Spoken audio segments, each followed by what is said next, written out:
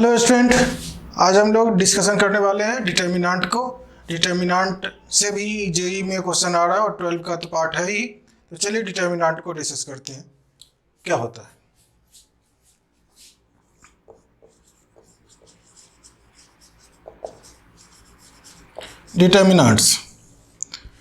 Determinants को हम लोग from very beginning grass root level से स्टार्ट करेंगे और उसके बाद हम लोग क्या करेंगे, टॉप लेवल तक, एडवांस लेवल तक चलेंगे। तो इसमें कई लेक्चर्स होंगे, सभी लेक्चर्स को डिस्कस करने वाले, मतलब 4-5 लेक्चर्स होंगे डिटर्मिनेंट में। लेक्चर 1, 2, 3 करके उसको डिस्क्राइब किया जाएगा और उसमें आगे बढ़ेंगे। तो चलिए लेक्चर 1 में देखते हैं। डिटर्मिनेंट में डेफिनेशन ऑफ डिटर्मिनेंट से स्टार्ट करेंगे और क्वेश्चन आगे की बात करेंगे। If A B C and D be any 4 numbers, then the symbol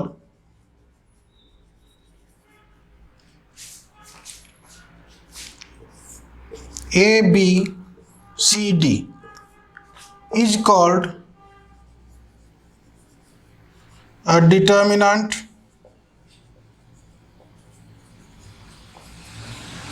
and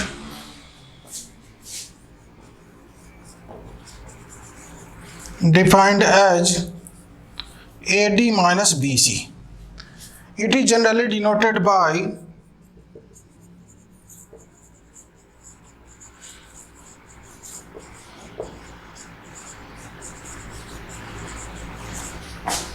delta. So therefore delta is equal to determinant A, B, C, D is equal to, अगर इसे समझना है तो ऐसे लिखेंगे AD माइनस BC, और लिख सकते हैं AD माइनस BC। यह डिटर्मिनेंट का डेफिनेशन होता है। यहाँ पर लिखा हुआ A, B, C, D, B any 4 numbers. Any 4 numbers means real भी हो सकता है और इमेजिनरी कोई भी नंबर्स हो सकता है। तो या अगर ऐसे कुछ नंबर्स हो, कोई एलिमेंट भी हो, तो उसे इस सिंबल के अंदर अगर लिखते हैं तो उसे डिटर्मिनेंट कहा जाता है। ये मॉडुलस जैसा है, लेकिन मॉडुलस में एक ही एलिमेंट होता है। यहाँ पर स्क्वायर ऑर्डर में एलिमेंट्स होगा, जैसे 4 एलिमेंट्स है, 9 एलिमेंट्स होगा, 16 एलिमेंट्स हो सकता है, ऐसे। Is called a determinant and defined as, अगर से यह 2x2 ऑर्डर का है, मतलब इसमें 2 रोज हैं, first row, second row, first column, second column. Horizontal line को रो बोला जाता है, वर्टिकल लाइन को कॉलम कहते हैं। तो स्क्वायर ऑर्डर में ही रहेगा, number of rows and number of columns always equal होता है। तो यहाँ पर फर्स्ट रो में ए बी है, सेकेंड रो में सी डी है, फर्स्ट कॉलम में ए सी है, सेकेंड कॉलम में बी डी है। ऑलवेज यह स्क्वायर ऑर्डर में ही डिटर्मिनेंट होता है और इसकी वैल्यू निकलती है। वो निकलती कैसे है, तो अगर सेकेंड ऑर्डर का डिटर्मिनेंट है तो यहाँ पर पहले ऐसे क्रॉस करेंगे, मल्टीप्लाई, और फिर ऐसे मल्टीप्लाई करके लिख देंगे। तो यह हो गया AD माइनस BC। इसे जनरली डेल्टा से डिनोट करते हैं, मतलब ट्रायंगल जैसा सिंबल होता है, इसे डेल्टा बोलते हैं, उसे डिनोट करते हैं। तो delta is equal to determinant of ABCD। और इसे कैसे ऐसे लिखते हैं, तो उसके लिए मैंने दिखाया कि यहाँ पर AD लिख लो, फिर माइनस CB लिख लो, और यहाँ पर AD माइनस CB या BC कर सकते हैं। तो यह हो गया डिटर्मिनेंट की वैल्यू। यह डिटर्मिनेंट है, डिटर्मिनेंट की वैल्यू पॉजिटिव, नेगेटिव, जीरो, कुछ भी हो सकता है। यह मॉडुलस नहीं है कि यह सिर्फ पॉजिटिव वैल्यू या नॉन नेगेटिव वैल्यू देगा। यह डिटर्मिनेंट का सिंबल है और इसकी वैल्यू कुछ भी हो सकता है। तो यहाँ पर AD माइनस BC आया। सेकेंड ऑर्डर डिटर्मिनेंट में जस्ट क्रॉस मल्टीप्लिकेशन करके सब्ट्रैक्ट करते हैं, बस हो गया। फॉर एग्जाम्पल यहाँ पर एक और बात देखना है हमें कि यहाँ जो हम लोगों ने लिखा ऐसे 2 और 3, 4, 5 मैंने डाल दिया, सपोज करो। तो यहाँ क्या है, यह अगर ऐसे हॉरिजॉन्टल लाइन की बात करें तो यह रो है, और चूंकि यह फर्स्ट रो है इसीलिए R1 से डिनोट करते हैं। यह भी रो है, सेकेंड हॉरिजॉन्टल लाइन, लेकिन सेकेंड रो है तो R2 से डिनोट करेंगे। इसी तरह से अगर फर्स्ट वर्टिकल लाइन को देखा जाए तो वह कॉलम है, तो कॉलम को हम लोग C1 से डिनोट करते हैं, फर्स्ट कॉलम को, और सेकेंड कॉलम को C2 से डिनोट करेंगे। तो इस तरह से रो कॉलम जानते हैं, हॉरिजॉन्टल लाइन को रो बोला जाता है, first row, second row, vertical line को कॉलम कहा जाता है, फर्स्ट कॉलम सेकंड कॉलम, और इसमें number of rows and columns always equal होता है। तो यहाँ पर ऑर्डर डिटर्मिनेंट में जनरली नहीं लिखते, लेकिन अगर लिखेंगे तो इस तरह से हो गया 2/2 ऑर्डर का यह डिटर्मिनेंट है, मीन्स 2 रोज पहला वाला रो को रिप्रेजेंट करता है, दूसरा नंबर ऑफ कॉलम्स को रिप्रेजेंट करता है। तो 2/2 ऑर्डर का डिटर्मिनेंट है, मीन्स 2 रोज 2 कॉलम्स, और 2 × 2 4 होता है, इसमें 4 एलिमेंट्स होंगे, जो 2 3 4 5 है। यह एलिमेंट्स भी बोला जाता है, एलिमेंट्स ऑफ द डिटर्मिनेंट या कंस्टिट्यूएंट्स ऑफ द डिटर्मिनेंट कहा जाता है। तो इसमें 4 एलिमेंट्स है, क्योंकि यह 2/2 ऑर्डर का डिटर्मिनेंट है। अब इसे सॉल्व करने के लिए कुछ करना ही नहीं है, 2 × 5 माइनस 4 × 3 और 3 × 4 करेंगे, तो यहाँ पर मेरे पास आया वैल्यू 10 - 12 = -2। तो डिटर्मिनेंट की वैल्यू नेगेटिव भी हो सकती है, पॉजिटिव भी हो सकती है, इसमें कोई फर्क नहीं पड़ता, जीरो भी आ सकता है, रियल इमेजिनरी कुछ भी होना है। ऐसे मैंने ले लिया determinant of cos theta sin theta minus sin theta cos theta. इसे इवेलुएट करना है तो करना क्या है मुझे, बस cos theta into cos theta that is cos square theta minus sin theta into sin theta mean sin square theta, so cos square theta plus sin square theta जिसकी वैल्यू होती है 1 हो गया। अगर मैं ऐसा ही एक और एग्जांपल ले लूं, delta 1 = determinant of log a base b 1 log b base a, ऐसा मैंने ले लिया। अब इसे फिर वैसे ही मल्टीप्लाई करेंगे, क्रॉस मल्टीप्लीकेशन होगा, तो log a base b into log b base a minus 1 × 1। अब यहाँ पर log a बेस b और log b बेस a है, तो यहाँ पर प्रॉपर्टीज ऑफ लॉगरिथम यूज करेंगे। उसमें क्या होता है, अगर बेस है तो बेस को अलग अलग भी किया जा सकता है, यानी कि बेस चेंज किया जा सकता है। तो log a बाई इसे log b भी लिखा जा सकता है, और उसी तरह से इसको log b by log a लिखते हैं। log a से log a cancel, log b से log b कैंसिल, -1 मीन्स 1 - 1 या 0 दे दिया। तो ऐसे भी डिटर्मिनेंट को सॉल्व कर सकते हैं। तो डिटर्मिनेंट की वैल्यू 1 0 नेगेटिव भी हो सकता है, रियल इमेजिनरी कुछ भी हो सकता है। अगर मैं डेल्टा 2 ले लूँ ऐसे 2 + 3 आयोटा 2 आयोटा 1 और 2 - 3 आयोटा कर दिया। तो बस क्रॉस मल्टीप्लिकेशन करना है, क्योंकि सेकेंड ऑर्डर में ऐसे लिखते हैं, तो 2 + 3 iota into 2 - 3 iota minus 1 × 2 iota. अब आप देखेंगे या तो a² - b² यहाँ आप कर सकते हो, या डायरेक्ट ही यह mod z² होता है, मीन्स x² + y² जैसा यहाँ मल्टीप्लाई किया जा सकता है। तो यहाँ पर हो गया 4 - 9 iota square minus 2 iota, 4 - 9 iota square -1 - 2 iota, 4 + 9 - 2 iota means 13 - 2 iota, since iota square = -1। तो इस तरह से हम लोग सॉल्व कर सकते हैं सेकेंड ऑर्डर के डिटर्मिनेंट को।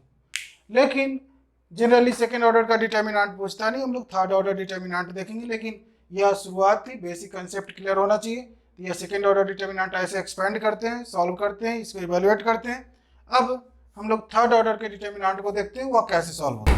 अगर मैं यहाँ पर थर्ड ऑर्डर के डिटर्मिनेंट के लिए ले लूँ, या determinant a b c d e f g h i, यह मैंने ले लिया।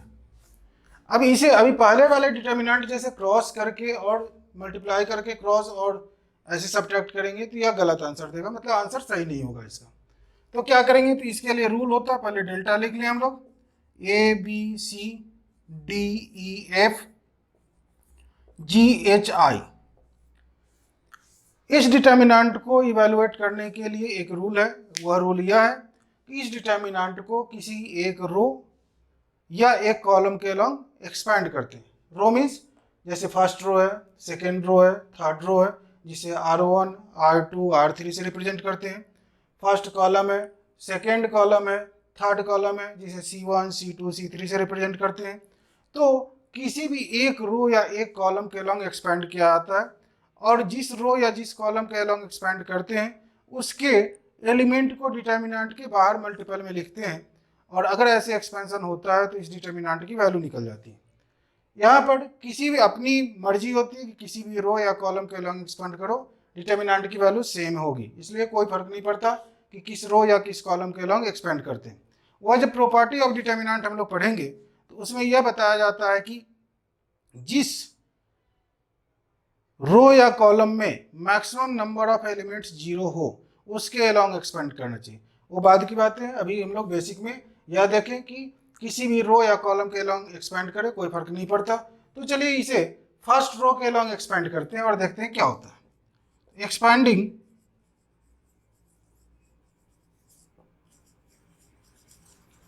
along R1 we get. जब फर्स्ट रो के लॉन्ग एक्सपेंड करोगे तो आप ए पहले है, ए को मैंने लिख दिया यहाँ पर, multiplied by -1, -1 to the power हमें देखना है कि ये किस रो और किस कॉलम में है। तो मुझे दिख रहा है कि ए फर्स्ट रो और फर्स्ट कॉलम में है, तो वह रो और कॉलम का सम हो जाता है -1 की पावर में।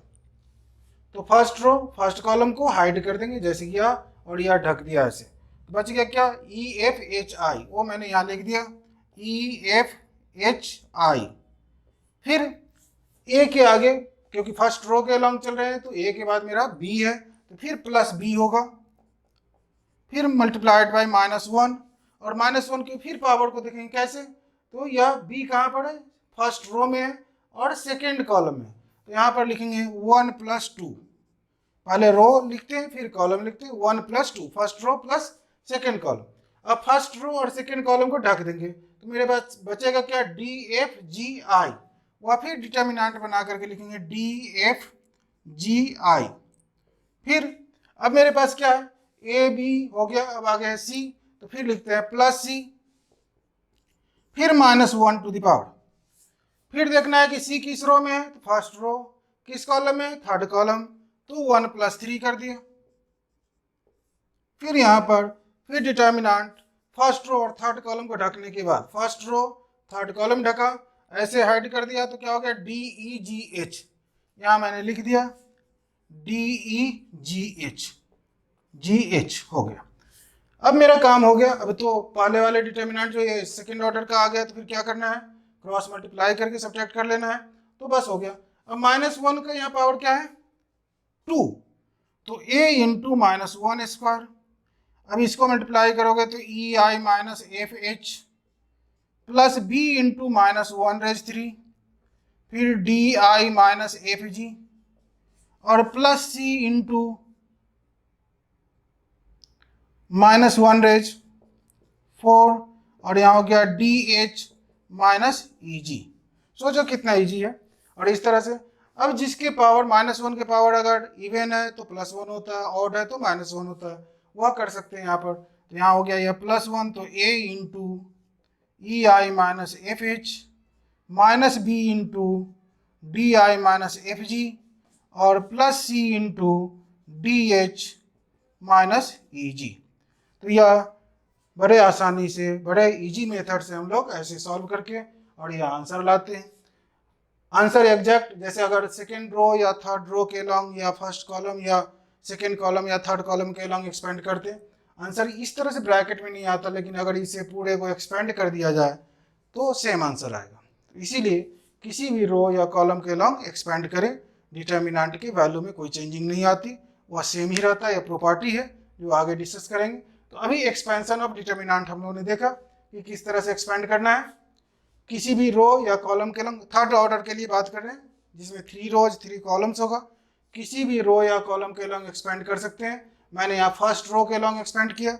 अगर फर्स्ट रो के लॉन्ग एक्सपेंड किए तो फर्स्ट रो का एलिमेंट डिटर्मिनेंट के बाहर मल्टीपल में लिखाएगा, उसके साथ साथ उसके पोजीशन -1 टू द पावर उसके रो प्लस कॉलम की संख्या लिखाएगा। ये रूल होता है जिसके अकॉर्डिंग यहाँ हम लोगों ने लिखा, ए लिखे, फिर -1 टू द पावर ए किस रो में, फर्स्ट रो फर्स्ट कॉलम, तो 1 + 1, फिर फर्स्ट रो फर्स्ट कॉलम को हाइड किया, EFHI यहाँ पर है, फिर प्लस बी, फिर -1 टू द पावर बी किस रो में, फर्स्ट रो और सेकेंड कॉलम, तो -1 to the power 1 + 2, first row और सेकेंड कॉलम को हाइड किए तो DFGI आया जो यहाँ है, फिर plus C -1 to the power, फिर क्या है C कहाँ पर है, फर्स्ट रो थर्ड कॉलम, तो यहाँ पर -1 टू द पावर 1 + 3 और फर्स्ट रो और थर्ड कॉलम को हाइड किया तो DEGH जो वहाँ है। अब -1 की पावर 2 हो रहा है जो +1 देने वाला है, -1 की पावर 3 होगा -1 देगा, -1 4 +1 देगा, ऐसे। तो इस तरह से, और फिर इस डिटर्मिनेंट को, छोटे डिटर्मिनेंट को क्रॉस करके EI माइनस FH लिख दिया, यहाँ पर DI माइनस FG हो गया और यहाँ पर DH माइनस EG हो गया। तो इस तरह से हम लोग डिटर्मिनेंट को एक्सपेंड करते हैं, इवेलुएट करते हैं, सॉल्व करते हैं। एक और बात इसमें डिस्कस करने की है कि यह जो -1 के पावर के साथ जो यह डिटर्मिनेंट लिखा गया उसे बोला जाता है कोफैक्टर ऑफ ए का यह कोफैक्टर टोटल, यह फिर उसी तरह से B का कोफैक्टर हो गया या टोटल -1 के पावर के साथ, C का कोफैक्टर हो गया या टोटल। तो यह कोफैक्टर ऑफ A हो गया, कोफैक्टर ऑफ B यहां से बोल सकते हैं, कोफैक्टर ऑफ C वहां है। जितने एलिमेंट्स है उतने कोफैक्टर्स हम लोग निकाल सकते हैं। तो जैसे 9 एलिमेंट्स है, सभी 9 एलिमेंट्स का कोफैक्टर निकालेंगे जो मैट्रिक्स में यूज होता है वो वहां पर यूज करेंगे। और यह अगर -1 की पावर को ढक दिया जाए, छोड़ दिया जाए, और तब A के मल्टीपल में जो यह डिटर्मिनेंट है, this determinant is called minor of A. Only this determinant is called minor of B. Only this determinant is called without taking -1 to the power 1 plus 3. This determinant is called minor of C. तो इस तरह से हम लोग cofactor और minor निकालते हैं, जो आगे निकालेंगे भी। तो यहाँ पर कोफैक्टर माइनर थोड़ा सा इंट्रोड्यूस इसको करने की जरूरत थी, मैंने किया। अब आगे इसको देखेंगे। तो एक और एग्जाम्पल लेते हैं और इसे एक्सपेंड करके बताते हैं, सॉल्व करते हैं कि क्या होता है उसकी वैल्यू। अब अगर यहाँ पर लिखा जाए कि इवैल्यूएट, एक सिंपल सा क्वेश्चन, इवैल्यूएट डिटर्मिनेंट ऑफ 1 2 3 4 5 6 7 8 9, यह थर्ड ऑर्डर का डिटर्मिनेंट है और इसमें कंसेक्यूटिव नेचुरल नंबर्स मैंने लिया। कहीं भी कंसेक्यूटिव इंटीजर्स अगर लिया जाए, कंसेक्यूटिव इंटीजर्स लगातार चलते रहे, थर्ड ऑर्डर का डिटर्मिनेंट है, उसकी वैल्यू डायरेक्ट 0 होगी। वो कैसे होगी प्रॉपर्टी में डिस्कस करेंगे। फिलहाल हम लोग अभी जस्ट शुरुआत की, तो इसको एक्सपेंड करके दिखाते हैं कि यह 0 कैसे आता है। तो फिर से एक्सपेंशन 1 2 3 4 5 6 7 8 9। अब यहाँ पर करना क्या है, इस डिटर्मिनेंट को एक्सपेंड करना है कैसे, या तो फर्स्ट रो के लॉन्ग, या सेकेंड रो के लॉन्ग, या थर्ड रो के लॉन्ग, या फर्स्ट कॉलम के लॉन्ग, या सेकेंड कॉलम के लॉन्ग, या थर्ड कॉलम के लॉन्ग, किसी के भी अलॉन्ग एक्सपेंड करे, कोई फर्क नहीं पड़ता, अपनी मर्जी होती है। सो एक्सपेंडिंग अलॉन्ग,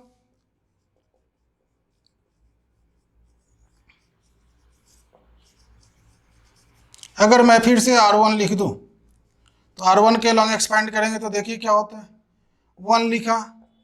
अभी चूंकि एक दो बार हमें रिपीट करना है कि कोफैक्टर माइनर कैसे निकलता है, इसलिए -1 के पावर यहाँ लिख रहे हैं, फिर आगे चल के प्लस माइनस ऑल्टरनेट चलाएंगे जो लिखेंगे वहाँ पर। तो 1 -1 to the power 1 plus 1, first row first column को मैं ढक दिया, फर्स्ट रो फर्स्ट कॉलम, 5 6 8 9 बचेगा, 5 6 8 9, फिर प्लस आगे 2 है, -1 टू द पावर, फिर 2 कहाँ है, फर्स्ट रो सेकेंड कॉलम है, तो 1 plus 2, first row second column को ढक दिए, first row second column hide किए, तो 4 6 7 9 बचेगा।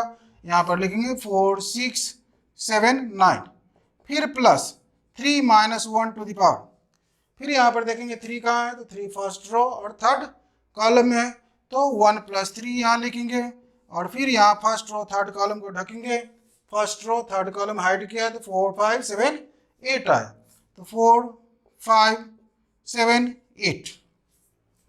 यहाँ पर अब यहाँ पर एक और बात देखेंगे हम लोग कि आप देखेंगे कि यहाँ पर -1 की पावर 2 है तो प्लस दिया, यहाँ पर माइनस देगा, यहाँ पर प्लस देगा। मीन्स अगर थर्ड ऑर्डर का डिटर्मिनेंट है तो हम लोग यह -1 के पावर नहीं लिखते हैं, तो इसको ऐसे समझ सकते हैं plus minus plus minus plus minus plus minus plus. जिस रो या जिस कॉलम के अलॉन्ग एक्सपेंड करना है बाहर उसके अकॉर्डिंग यहाँ पर से साइन दे सकते हैं। जैसे सेकंड कॉलम के सेकंड रो के अलॉन्ग एक्सपेंड करते नेगेटिव पॉजिटिव नेगेटिव लेते, सेकंड कॉलम के अलॉन्ग एक्सपेंड करते तो भी नेगेटिव पॉजिटिव नेगेटिव लेते, और इस तरह से -1 के पावर को छोड़ के ऐसे लिखा जा सकता है।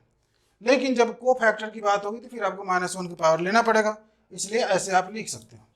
तो यहाँ हो गया 1, यहाँ पर 45 -48 -2 36 -42 प्लस 3, 32 माइनस 35। अब यहाँ हो गया मेरे पास -3 -2 इंटू -6 और +3 इंटू -3, -3 प्लस 12 -9, 12 माइनस 12 आकर के 0 हो गया। तो इस तरह से हम लोग सॉल्व करते हैं, एक्सपेंड करते हैं डिटर्मिनेंट को। शुरुआत ऐसे डिटर्मिनेंट के एक्सपेंशन की होती है। चलिए कुछ और क्वेश्चन। अब एक क्वेश्चन है मेरे पास कि यहाँ पर डेल्टा इज इक्वल टू मैंने ले लिया 1a square, 1b square, 1c square, ऐसा मैंने लिया। रो कॉलम उलट पलट भी करेंगे कोई फर्क नहीं पड़ता। 1a square, 1b square, 1c square. अब जिस मेथड से अभी हम लोगों ने सॉल्व किया दो क्वेश्चंस को एक्सपेंड करके, अगर उस मेथड से इसे एक्सपेंड करेंगे वैल्यू तो निकलेगा, लेकिन जो रिक्वायर्ड रिजल्ट होता है, जैसे कोई आंसर में अगर दिया हुआ है, बुक में दिया रहेगा, वह रिजल्ट डायरेक्ट नहीं आ पाएगा। क्यों नहीं आएगा? क्योंकि उसे प्रॉपर्टी का यूज किया रहता है। अगर डायरेक्ट इसको एक्सपेंड करेंगे तो मेरा एक्सपेंशन में आंसर आएगा, और प्रॉपर्टी का यूज करके इसको फैक्टर में आंसर लाया जाता है। और यह साइक्लिक डिटर्मिनेंट या सर्कुलर डिटर्मिनेंट कहलाता है, जिसकी वैल्यू होती है a minus b, b minus c, c minus c. दो फैक्टर्स लाने हैं तो आसानी से हम लोग फैक्टराइज कर लेते हैं कहीं पर अगर फैक्टर होने वाला है तो, लेकिन 3 मोर फैक्टर्स हो, 3 और मोर फैक्टर्स, तो उसको फैक्टराइज करने में कठिनाई होती है। उसको हम लोग प्रॉपर्टी की सहायता से अगर इसे सॉल्व करें तो डिटर्मिनेंट की वैल्यू फैक्टर फॉर्म में आएगा, अदरवाइज ये एक्सपेंशन में आएगा। तो जैसे अगर एक्सपेंड किया जाए इसे, तो आप देखेंगे कि यहाँ पर 1 है, फर्स्ट रो के लॉन्ग अगर एक्सपेंड करते हैं तो अच्छा चलो एक बार 1, और यहाँ हो गया बी स्क्वायर, सी स्क्वायर, फिर -a ले लो, प्लस माइनस वहाँ से ले रहे हैं, -a तो a वाले रो कॉलम को ढकेंगे तो 1b स्क्वायर और 1c स्क्वायर, फिर प्लस अब आगे a स्क्वायर है, a स्क्वायर मैंने लिया तो फिर क्या बचेगा 1b 1c, 1b 1c, ऐसा हो गया। अब इसे अगर एक्सपेंड करें तो यहाँ 1 है बाहर, कोई बात नहीं है, यहाँ bc square minus B square C, minus a c square minus B square, plus a square और यहाँ पर c माइनस बी, इस तरह से आएगा। और अगर और ब्रैकेट खोल देंगे इसे तो पूरा एक्सपेंशन करके आंसर आएगा। लेकिन अगर इस डिटर्मिनेंट को 1a square, 1b square, 1c square जो लिखे हैं, इसमें प्रॉपर्टी यूज करें तो इसकी वैल्यू आने वाली है a minus b, b minus c, c minus a. कैसे आएगी? तो उसके लिए करना क्या है कि इसका प्रॉपर्टी होता है, प्रॉपर्टी यह है, कई प्रॉपर्टीज है लेकिन यहाँ पर जो प्रॉपर्टी यूज करेंगे वह देखते हैं, फिर आगे उसको डिस्कस करें। प्रॉपर्टी यह है कि डिटर्मिनेंट के रो में रो को ऐड करें या रो में से रो को सब्ट्रैक्ट करें, डिटर्मिनेंट के वैल्यू में कोई चेंजिंग नहीं आता। रो में रो ही नहीं, सिर्फ कॉलम में कॉलम को भी ऐड करें या कॉलम में से कॉलम को सब्ट्रैक्ट करें, डिटर्मिनेंट के वैल्यू में कोई चेंजिंग नहीं आता। तो ऐड सब्ट्रैक्ट हम लोग कर सकते हैं यहाँ पर। अगला प्रॉपर्टी यह होता है कि अगर ऐड सब्ट्रैक्ट करते हैं या नहीं भी करते हैं, अगर जो डिटर्मिनेंट दिया हुआ उसके किसी एक रो या एक कॉलम के प्रत्येक एलिमेंट में कोई नंबर कॉमन है, then that number can be taken outside of the determinant. तो अगर यहाँ पर भी सपोज करो a होता, तुरंत हम लोग फर्स्ट रो से a कॉमन कर लेते हैं, इसमें अगर b होता तो b कॉमन कर लेते हैं, ऐसा करते हैं। तो पहला यह हो गया कि रो में रो को ऐड करो, सब्ट्रैक्ट करो, कॉलम में कॉलम को ऐड करो, सब्ट्रैक्ट करो, डिटर्मिनेंट के वैल्यू में कोई चेंजिंग नहीं आती। अगर कोई एलिमेंट किसी रो या कॉलम में कॉमन है, प्रत्येक एलिमेंट में कॉमन होने चाहिए, रो में या कॉलम में, ऐसा नहीं कि सभी में कॉमन हो, ऐसा कोई जरूरी नहीं। किसी एक रो या एक कॉलम में कॉमन एलिमेंट है, उसे बाहर डिटर्मिनेंट के लिख सकते हैं प्रोडक्ट में। यह है आगे प्रॉपर्टी यह भी होगा कि डिटर्मिनेंट के रो और कॉलम को इंटरचेंज करें, डिटर्मिनेंट के वैल्यू में कोई चेंजिंग नहीं आती। किसी एक रो या किसी भी रो या कॉलम के लॉन्ग एक्सपेंड करो, डिटर्मिनेंट के वैल्यू में कोई चेंजिंग नहीं आती। तो कई सारे प्रॉपर्टीज आगे डिस्कस करेंगे हम लोग। तो यह बात होगी। तो यहाँ पर हमने, और यह ऐड सब्ट्रैक्ट क्यों करते हैं? तो ऐड सब्ट्रैक्ट इसलिए करते हैं कि maximum number of elements determinant के अंदर 0 हो जाए। 0 होने से क्या फ़ायदा होता है कि अगर 0 हो गया मेरे पास एलिमेंट और उसी रो या कॉलम के लॉन्ग एक्सपेंड करें, तो आप देखेंगे कि जैसे यहाँ पर 1 था, अगर 0 होता तो यहाँ 0 इंटू कुछ भी कैलकुलेशन करने की जरूरत नहीं पड़ती, डायरेक्ट यहाँ 0 लिखते। सपोज करो यहाँ भी 0 होता तो इसको सिंप्लीफाई करने की जरूरत नहीं पड़ती, डायरेक्ट 0 लिखते। तो इसीलिए जिस रो या जिस कॉलम में मैक्सिमम नंबर ऑफ एलिमेंट्स 0 हो उसके अलोंग एक्सपेंड करना चाहिए। तो पहला काम तो मुझे करना क्या है, तो यहाँ पर मुझे दिख रहा है कि फर्स्ट रो में भी 1 है और सेकेंड रो में भी 1 है, तो फर्स्ट में से सेकेंड को सब्ट्रैक्ट कर दें तो एक 0 आ सकता है। लेकिन यह जो सब्ट्रैक्शन एडिशन वाला जो रूल है, इसको जितने ऑर्डर का डिटर्मिनेंट होगा, जैसे यह कितने ऑर्डर का है, 3/3 ऑर्डर का डिटर्मिनेंट है, तो जितने ऑर्डर का डिटर्मिनेंट रहेगा उससे एक कम एट ए टाइम कर सकते हैं। जैसे 3 ऑर्डर का डिटर्मिनेंट थर्ड ऑर्डर डिटर्मिनेंट है, तो at a time addition subtraction 2 ही कर सकते हैं, 2 ऑपरेशन। फिर अगली बार नेक्स्ट टाइम कर सकते हैं, लेकिन एक बार में 2 ही कर सकते हैं मैक्सिमम। तो यह भी ध्यान रखना है। तो जैसे ऐसे मैंने बोला कि R1 में से R2 सब्ट्रैक्ट कर लो, फिर बोलेंगे R2 में से R3 सब्ट्रैक्ट कर लो, फिर उसी टाइम यह नहीं बोला जा सकता कि R3 में से R1 सब्ट्रैक्ट कर लो। अगर ऐसा करते हैं तो वो गलत हो जाएगा, यह बात ध्यान में रखना है। तो पहले R1 में से R2, ऐसा कोई जरूरी नहीं कि R1 में से R2 माइनस R1 भी कर सकते हैं, कोई दिक्कत नहीं है।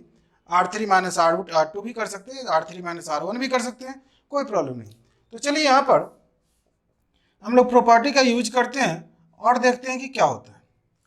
यहाँ पर C1 माइनस C2 नहीं कर सकते। जैसे देखो 1 माइनस ए कुछ नहीं हो रहा, 1 माइनस बी कुछ भी नहीं हो रहा, आगे चल के कुछ हो सकता है लेकिन अभी फिलहाल नहीं हो रहा, तो इसलिए हम लोग ऐसे नहीं करेंगे। तो क्या करना है हमें, तो R1 goes to R1 minus R2, जो ऑपरेशन करते हैं इस तरह से हम लोग लिख देते हैं, R1 goes to R1 minus R2, means R1 की जगह पे लिखना है लेकिन R1 में से R2 को सब्ट्रैक्ट करके। जैसे 1 माइनस 1 पहले लिख ही देते हैं, 1 माइनस 1, फिर क्या है a माइनस बी, फिर क्या है a square minus B square. एक तो मेरा 0 आने वाला है। अब दूसरा क्या करना है, तो यहाँ पर ऐसा भी लिख सकते हैं, R2 also goes to R2 minus R3। अब ऐसा नहीं कि R2 goes to R2 minus R1 कर दे, उलट पुलट हो जाए, वो नहीं करना है। तो यहाँ पर 1 माइनस 1 फिर से b माइनस सी और बी स्क्वायर माइनस सी स्क्वायर, और फिर मेरे पास लास्ट में 1c सी स्क्वायर है, मैंने छोड़ दिया। अब यहाँ पर करेंगे क्या, अब ऐसा यह नहीं कर सकते थे कि R3 माइनस R1 R3 की जगह पर लिखने के लिए, वो गलत हो जाता। अब 1 माइनस 1 आपको दिख रहा है कि यहाँ 0 होने वाला है, तो 0 हो गया, यहाँ पर a माइनस बी हो गया, और this can be written as a minus B into a plus B. Second row में 0, फिर b minus C and b minus C into B plus C. Third row में 1 सी स्क्वायर है, कोई बात नहीं, दिया कर दिया। अब आप देखेंगे कि फर्स्ट रो में यहाँ तो 0 है, 0 इंटू कुछ भी हो सकता है, तो फर्स्ट रो में मुझे दिख रहा है कि a माइनस बी कॉमन है, क्योंकि 0 इंटू ए माइनस बी हो ही सकता है, तो a माइनस बी कॉमन है। सेकेंड रो में आप देखेंगे तो क्या है, b माइनस सी कॉमन है, तो वो भी कर सकते हैं। तो यही प्रॉपर्टी है डिटर्मिनेंट का कि डिटर्मिनेंट के किसी रो या किसी कॉलम के प्रत्येक एलिमेंट में अगर कोई नंबर कॉमन है, उस नंबर को, उस कांस्टेंट वैल्यू को, जो भी रहेगा उसे डिटर्मिनेंट के बाहर हम लोग लिख सकते हैं प्रोडक्ट में। तो taking out a minus B common from R1, तो फिर b माइनस सी भी कॉमन है R2 से, जिससे जिसे कॉमन रहेगा वो बाहर कर लेंगे, b माइनस सी। अब कहीं कॉमन नहीं है, तो नहीं है तो छोड़ दिया। अब देखिए फर्स्ट रो से जब मैंने a माइनस बी कॉमन कर लिया तो मेरे पास हो गया 0 1 a plus B. Second row से मैंने b माइनस सी कॉमन किया तो यहाँ पर हो गया 0 1 b प्लस सी बचता है, और थर्ड रो में तो मैं कुछ किया ही नहीं, तो 1c सी स्क्वायर हो गया। अब देखेंगे ऐसा, फर्स्ट रो से a माइनस बी कॉमन किया, जो बचेगा 0 रहेगा, यहाँ पर a माइनस बी निकल चुका बाहर तो 1, और यहाँ से भी a माइनस बी निकल चुका बाहर तो a प्लस बी बच गया। सेकेंड रो में अब देख रहे हैं कि b माइनस सी कॉमन किए, तो यहाँ पर 0 1 b माइनस सी निकल गया तो b प्लस सी बच गया। थर्ड रो में 1c सी स्क्वायर, ऐसे कर दिए। अब यहाँ पर चाहे तो एक और बार सब्ट्रैक्ट कर सकते हैं, जैसे R1 माइनस R2 कर लेंगे, एक और 0 आ सकता है, लेकिन उसकी ज़रूरत है नहीं। अब हम लोग डायरेक्ट एक्सपैंड कर सकते हैं। अब देखिए मैंने अभी थोड़ी देर पहले बोला कि जिस रो या जिस कॉलम में मैक्सिमम नंबर ऑफ एलिमेंट्स 0 हो उसके अलोंग एक्सपैंड करने चाहिए। यहाँ पर मुझे दिख रहा है कि फर्स्ट रो में, फर्स्ट कॉलम में 2 0 है, और फर्स्ट रो या सेकेंड रो में देखें तो एक ही 0 है, तो इसीलिए फर्स्ट कॉलम के अलोंग एक्सपेंड करना चाहिए। और प्रॉपर्टी में यह भी होता है कि डिटर्मिनेंट के किसी रो या कॉलम के लॉन्ग एक्सपेंड किया जाए कोई फर्क नहीं पड़ता। तो फर्स्ट कॉलम के लॉन्ग एक्सपेंड करेंगे तो बड़े आराम से 2 तो ऐसे ही 0 आ जाएगा, इसकी बात होगी और इसे सॉल्व करेंगे, आंसर आएगा। So expanding along C1 we gate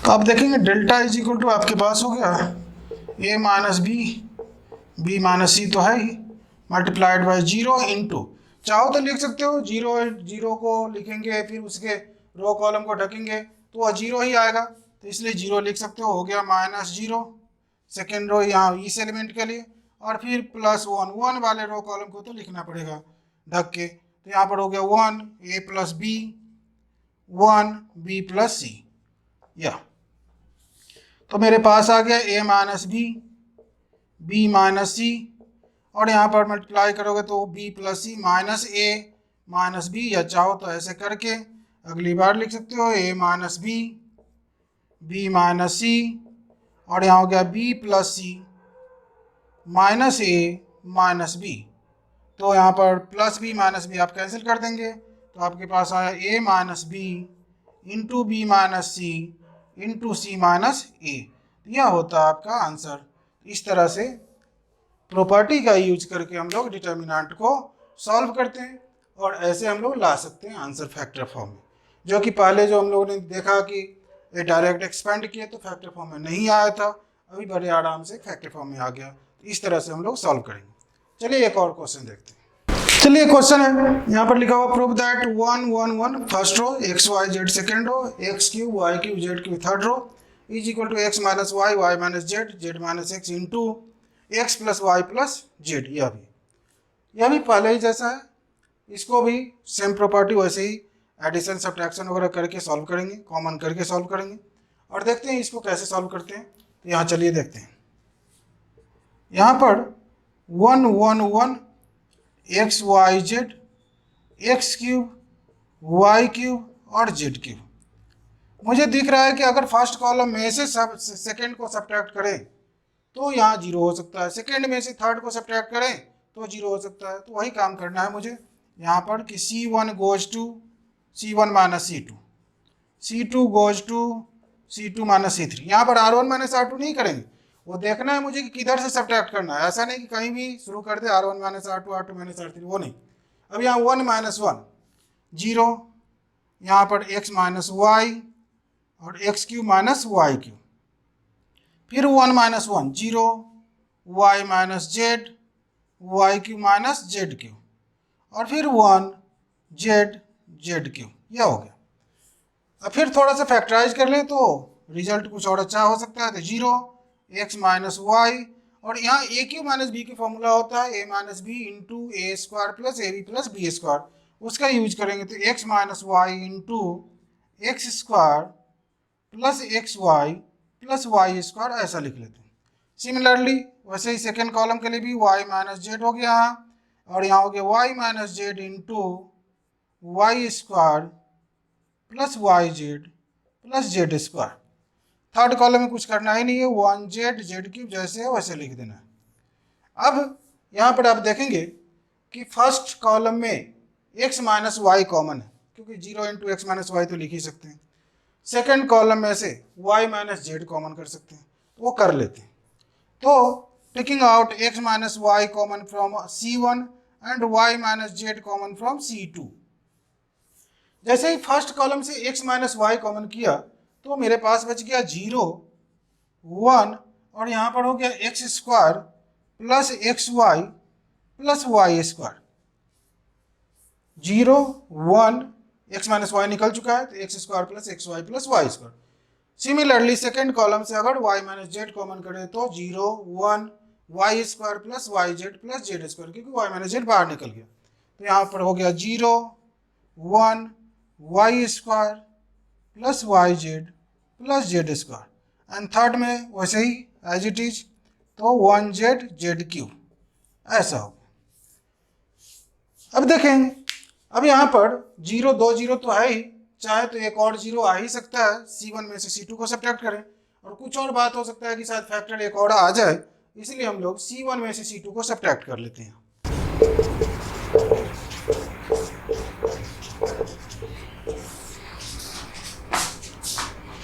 C1 goes to C1 minus C2। अब C1 तो 0 माइनस 0 तो 0 हो गया, 1 माइनस 1 यहाँ 0 हो गया, और अब क्या करना है, x square plus x Y plus Y square minus y square minus y z minus z square, यह हो गया। यहाँ पर सेकेंड कॉलम को जैसे लिखेंगे 0 1 y square plus Y Z plus Z square, third column को 1 जेड एंड जेड क्यू, यह लिख दिया। अब आप देखेंगे यहाँ पर y square plus minus cancel हो गया, तो y square plus minus cancel हो गया, तो मेरे पास जो बचता है उसको थोड़ा अगर इधर सिंप्लीफाई कर ले तो बार बार डिटर्मिनेंट नहीं लिखना पड़ेगा। X square minus z square plus x y minus y z, इसको देखो एक्स माइनस जेड कर सकते हो इंटू एक्स प्लस जेड, और इसमें से अगर एक वाई कॉमन कर लोगे तो यहाँ पर क्या हो जाएगा, एक्स माइनस जेड यहाँ भी हो जाएगा, तो यहाँ पर x minus Z into x plus Y plus z हो जाएगा इसके बदले में, यानी कि इस कंप्लीट के बदले में। वह कर लेते हैं यहाँ पर x minus Y Y minus Z into determinant 0 0 x minus Z into x plus Y plus Z, यह हो गया। कितनी अच्छी बात हो गई, 0 1 y square plus Y Z plus Z square 1 z z cube, यह हो गया। अब आप देखेंगे कि यहाँ पर फर्स्ट कॉलम से ये तो टोटल ही कॉमन हो जाएगा, तो फैक्टर मेरा तो आ ही रहा, तो चलिए कॉमन करते हैं, x minus Y Y minus z, और यहाँ पर फिलहाल एक्स माइनस जेड है जो आगे पलटेंगे, और x plus Y plus z भी आ गया, तो मेरे पास आया 0 0 1 0 1 y square plus Y Z plus Z square and 1 z z cube, ऐसा। अब देखो कितना इजी हो गया, अभी 0 0 1, इधर भी 0 0 1, जिस रो या जैसे फर्स्ट रो या फर्स्ट कॉलम के लॉन्ग एक्सपेंड कर लो, बड़े आराम से हम लोग रिजल्ट लिख सकते हैं। सो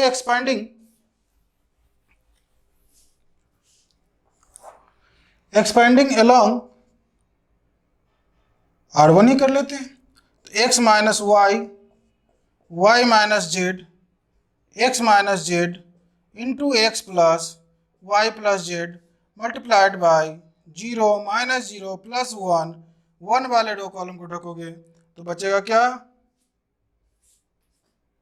1 z y square plus Y Z plus Z square और जेड क्यूब।